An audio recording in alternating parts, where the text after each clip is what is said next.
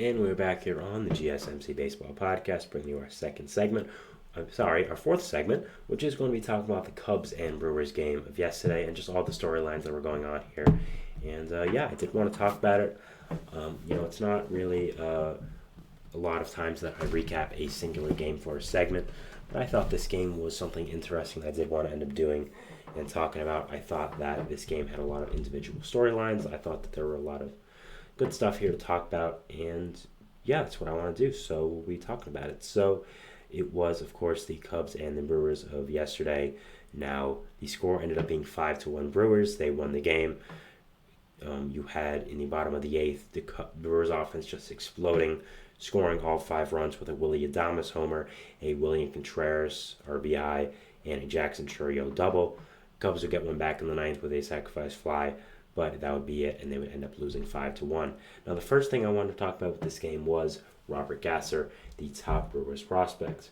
Gasser was a guy who got called up by the Brewers recently, has made a few starts in the big leagues, and has been really, really good.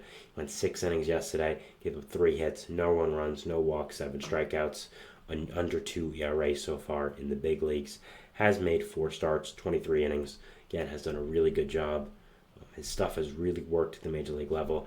I made a segment on him a show around 2 weeks ago, right before I had my break, and I really was a big fan of him. I thought he was a really good player for the Brewers, and I thought he ended up doing a really great job. And I thought that he was going to be a big part of this Brewers team. I mean, this Brewers team has ended up surprising a lot of people this year, and I think mainly it is because of their young core, of the young players they do end up having on this team, and calling up another one like Gasser can only help. And he's done a really great job so far, and really solidified this rotation as well. You look at this Brewers rotation, it's not as formidable as it used to be. Woodruff is hurt for the entire year.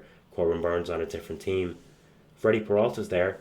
He's a good player, but at the same time, after that, you don't have much. Wade Miley's done for the year. Joe Ross did not work out here. So getting Gasser is a really good decision, and playing him is doing a really good job there. So, I think that Gasser has done a really good job with this Brewers rotation, adding a lot of depth for this team and doing a really great job. So, very excited for his future and just excited to watch him with this Brewers team. And another thing I did want to talk about for this was just this overall game, the Brewers and the Cubs. Both these teams are rivals. They do not like each other. I think that's very, very clear. These fan bases do not like each other. And, I think that when you're looking at that, it always is going to create good baseball, and it is going to create a good time here for any baseball fan. Brewers and Cubs, obviously very close to each other. Milwaukee and Chicago, very, very close. And these fan bases always have had rivalries. And right now, it's especially prevalent for this year because of how close this team is, because of how close these two teams are to each other, and how close they are in the standings. You look at right now the NL Central, you see the Brewers and the Cubs. Brewers are 4.5 games above the Cubs, but they're first and second. Brewers are in first, Cubs in second, and I wouldn't be surprised if the Cubs end up first in this division. I think I did end up saying yesterday, actually, that I think that they will end up being in first place, the Cubs. I think they're the better team. I think the Brewers have a lot going for them, but at the same time, I think that overall the Cubs have a lot more talent, and the Brewers are good, yes, but I think that I'm not exactly sure how well that this Brewers team is going to end up performing with all this young core throughout the years and just throughout this entire year, and just how well they are going to keep performing and how well these young guys are going to continue to do. So that'll be interesting to see. So it's going to be very interesting to see these teams duke it out for the top of the NL Central. I think they clearly are the 2 best teams in this league, 2 best teams in this division, I should say, and again, very interested to see what does end up happening. And right now, seeing both these teams play each other in the NL Central, with the storylines that are going on, with them being so close, and seeing these 2 younger teams just play, it is very interesting. And another thing I wanted to talk about was Craig Counsell. Now, obviously, we all know that Craig Counsell was the former manager of the Brewers, signed the biggest managerial contract in MLB history, going to the Cubs for this offseason, and did not leave Brewers fans happy, I'd say. So he got a tribute video yesterday in American Family Fields where the Brewers do play, and he ended up getting booed. So I wanted to give my thoughts on that. And as much as I'm not a big fan of booing personally, I grew up in New York. I'm growing up in New York City. I'm a big Mets fan. I hear Mets fans boo all the time. I've never really been a big fan of it. I just don't think it accomplishes much. But I understand why Brewers fans did boo. I do understand that. Now, Brewers fans are obviously not New Yorkers. They're not Boston. They're not LA. You don't really see Midwest fans booing much, I would say, with all due respect. And I think something really had happened for them to boo. And I think it is fair. You look at Craig Counsell, this guy was really one of the heart and souls of this Brewers team, was known as one of the best managers in the league. It's hard when you're a manager because you don't get a lot of credit, but everyone knew, hey, this guy's really, really good. And this guy, is someone that is one of the best young managers in the league. He is a guy that is a future of this league for the managerial ways, and I think was one of the big reasons why the Brewers were so good throughout those 2010 years, throughout the later 2010s, really. Because of his managerial prowess. I think he did a really good job, and everyone knew it. He made the right decisions, and he just was a really good manager, simply put.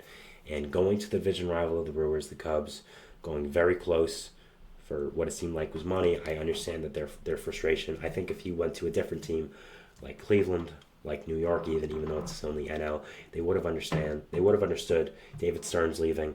They would have said, hey, we get it. Get your money somewhere else. We understand. But going to Chicago, they're one of their biggest rivals, I'd say, to be the manager of the rival team up and coming is something that did not leave a great taste in Brewers fans' mouths. And I do understand the booing. It was interesting though. They didn't care at all how much he has done for this team, and how much he did do in the past for them, leading them to all the playoff runs they had. And yes, one game from the World Series. They did not care about that at all. But I get it. What have you done for me lately, quote unquote. So yeah, but it was interesting to see, and it was just an interesting storyline over there. Again, thoughts on these two teams. I think these two teams are really good and really are upcoming. Again, I talked about the Brewers yesterday a little bit, but I did not expect them to do this well this year, and they have really surprised me. I think their young core has surprised a lot of people, has done a really, really good job, and overall has been really, really great. So, yeah, props to them, and props to their young players performing well. Again, Tyler Black, Sal Frelick, Jackson Chourio. Guys like that who are doing a really good job of propelling this young team to places that I didn't think they could be this year. Great job for them, and they have a great future of this organization for the Brewers. And, yeah, doing a really great job. The Cubs now, I think, are also a great team. Shota Imanaga has really been a surprise and really is propelling this rotation. Ben Brown, Javier Assad, of course you have Justin Steele, Jameson Taillon. I think there's a lot of great arms in this Cubs rotation, and a lot of great firepower with this team. The hitting core is really good. Seiya Suzuki, Cody Bellinger, of course. Some of the other younger guys they have on this team. Nico Horner, of course. Dansby Swanson. So these two teams can be really good for the foreseeable future. Can create a really good rivalry, in my opinion. And just very, very excited to watch these two. And very excited to see what does end up happening in the future with these guys. So yeah. That is our fourth segment here, talking about the Cubs and the Brewers game and just all the storylines that did come with it.